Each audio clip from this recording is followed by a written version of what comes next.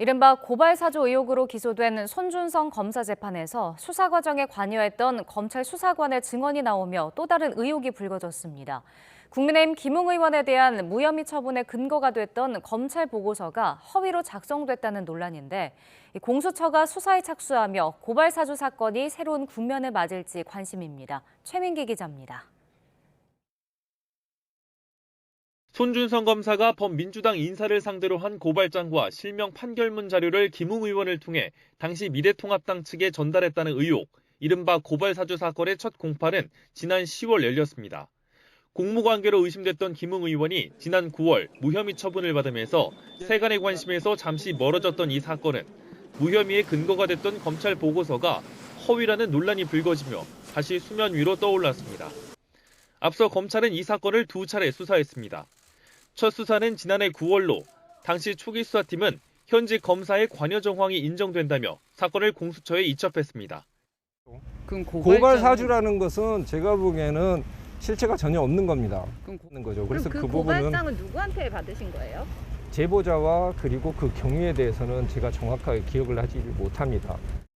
수사에 나선 공수처는 고발사주 의혹이 사실상 실체가 있다고 보고 지난 5월 손 검사를 재판에 넘겼습니다. 공수처법상 기소 대상이 아닌 김 의원 역시 손 검사의 공범으로 적시해 기소해달라는 의견을 달아 다시 검찰에 넘겼습니다. 그러나 그 사이 수사팀이 개편된 검찰은 김 의원에 대해 무혐의 결정을 내렸습니다. 검찰은 손 검사를 거쳐 미래통합당까지 전달될 수 있는 4가지 경우의 수가 담긴 보고서를 근거로 제3자 개입 가능성을 배제하기 어렵다는 이유를 들었습니다. 손 검사가 최초 전달자가 아닐 수도 있고 최초 전달자라 해도 그 파일 작성자를 의미하는 건 아니라는 담당 포렌식 전문 수사관의 의견도 근거가 됐습니다. 그런데 지난 5일 당사자인 수사관이 재판에 나와 일부 내용은 자신이 낸 의견이 아니라고 밝히면서 보고서 허위 논란이 불거졌습니다. 이어진 지난 19일 재판에선 손준성 보냄이란 텔레그램 메시지는 손 검사에서 김 의원으로 다시 제보자인 조성은 씨 순서로 전달됐다고 잠정 결론 내린 초기 수사팀 보고서도 공개됐습니다. 이에 민주당은 검찰이 짜맞추기식 수사를 했다며 무혐의 처분에 관여된 담당 부장검사를 공수처에 고발했습니다. 명백한 증거에도 눈을 감고 귀를 쓰고 덮어주는 검찰 수사의 민낯이 적나라하게 드러나고 있습니다.